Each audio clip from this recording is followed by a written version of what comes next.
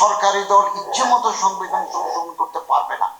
সংবিধানের গুরুত্বপূর্ণ পরিবর্তনের ক্ষেত্রে গণভোটের বিধান চালু থাকবে। দেশের বিচার ব্যবস্থা স্বাধীনভাবে কাজ করবে, প্রশাসনের আন্ডারে চলবে না। প্রফেসর ডক্টর আলী রিয়াজ সাহেব অনেক পরিশ্রম করে রাষ্ট্র নেতৃবৃন্দের সাথে বারে বারে বৈঠক করে আমরা একটা দলিল করেছি, রাজনৈতিক নেতৃবৃন্দ সেখানে স্বাক্ষর করেছেন। এবং আগামী মাসে 12 তারিখ নির্বাচন হবে। নির্বাচনে 2টা ব্যালট থাকবে, এটা সাদা রঙের, যেখানে সংসদ সদস্যদের প্রতীক থাকবে, ওনারা মানুষ জনগণ ওনার পছন্দের প্রার্থীকে ভোট দেবেন।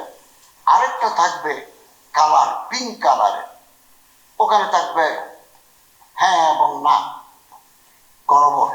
2টা ব্যালট এক বাক্সে থাকবে, বাক্স খোলার পরে আলাদা করে ফেলা হবে। এবং অত্যন্ত গুরুত্বপূর্ণ এই গণভোট। আপনারা যেহেতু ইসলামিক ফাউন্ডেশনের কর্মকর্তাবৃন্দ মাঠ পর্যায়ে আছেন, ইসলামিক ফাউন্ডেশনের হাত অনেক লম্বা।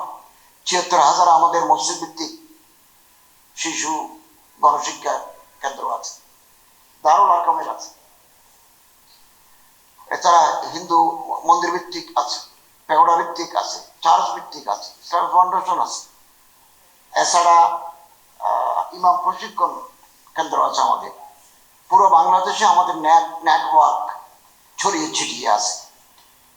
সানবিট সব দিবে সামাল। সানবিট ম্যাজিক প্রেস ডিশওয়াশিং এর মাথা ঘোরানো সলিউশন।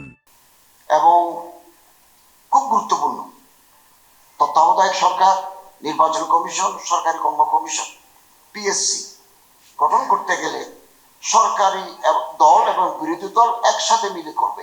এটা 54 বছরের ইতিহাসে কোনোদিন হয় নাই। এটাতে হা ভোট দিলে এটা পাস হয়ে যাবে। সরকারি দল ইচ্ছে মতো সংবিধান সংশোধন করতে পারবে না। তত্ত্বাবধায়ক সরকার যে বাতিল করে দিল একতরফা, এটা পারবে না। সংবিধানের গুরুত্বপূর্ণ পরিবর্তনের ক্ষেত্রে গণভোটের বিধান চালু থাকবে।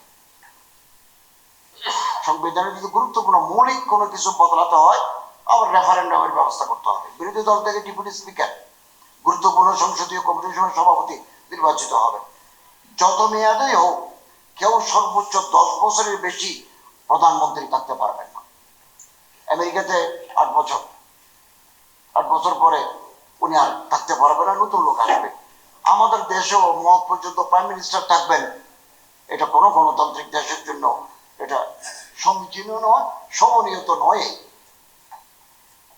ক্ষমতার ভারসাম্য, নারীর প্রতিনিধিত্ব, নারীরাও আসুক পার্লামেন্টে।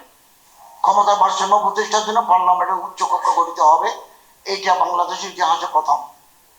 এটা প্রিভি কাউন্সিল আছে, সিনেট আছে বাইরের দেশে, আমাদের দেশে উচ্চ কক্ষ ছিল না। উচ্চ কক্ষ গঠন প্রণালী, ক্ষমতা, পরিধি এগুলো পরবর্তী সময়ে হবে। দেশের বিচার ব্যবস্থা স্বাধীনভাবে কাজ করবে, এটা প্রশাসনের আন্ডারে চলবে না। এটা আলাদা সেক্রেটারিয়েট হয়ে গেছে, ওই সেক্রেটারির মাধ্যমে চলবে। মানুষের মৌলিক অধিকার, যেমন কোনো আন্দোলন হলে ইন্টারনেট বন্ধ করে দেয় অথবা স্লো করে দেয়, এটা হবে না। দেশে আন্দোলন হলেও ইন্টারনেট চালু থাকবে। দণ্ডপ্রাপ্ত অপরাধীকে রাষ্ট্রপতি ইচ্ছে মতো ক্ষমা করতে পারবেন না। যাবজ্জীবন কারাদণ্ড, মৃত্যুদণ্ড প্রাপ্তকে প্রেসিডেন্ট তার ক্ষমতা প্রয়োগ করে তার একেবারে ফ্রি করে দিল, এটা পারবেন না। অপরাধীকে অবশ্যই তার সাজা ভোগ করতে হবে।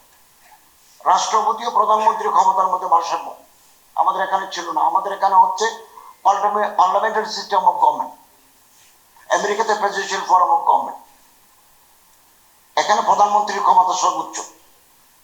প্রেসিডেন্ট ওই আমাদের দাওয়াত দেন, ঈদে মিলাদুন্নবী, খ্রিস্টানদের বড়দিন, হিন্দুদের জন্মাষ্টমী, বৌদ্ধদের বুদ্ধ পূর্ণিমা, তারপরে বিদেশি অ্যাম্বাসেডার আসলে ক্রেডেনশিয়াল নেন। এই কাজগুলো কবজে আরব, এগুলো ছাড়া প্রেসিডেন্টের কোনো নির্বাহী ক্ষমতা নাই। আমরা বলেছি রাষ্ট্রপতি এবং প্রধানমন্ত্রীর ক্ষমতার মধ্যে ভারসাম্য থাকতে হবে, এটা বিরাট। এই দাবিগুলো, এই কথাগুলো আপনি মানেন কিনা? হ্যাঁ ভোট দিলে আপনি এগুলো পাবেন। না ভোট দিলে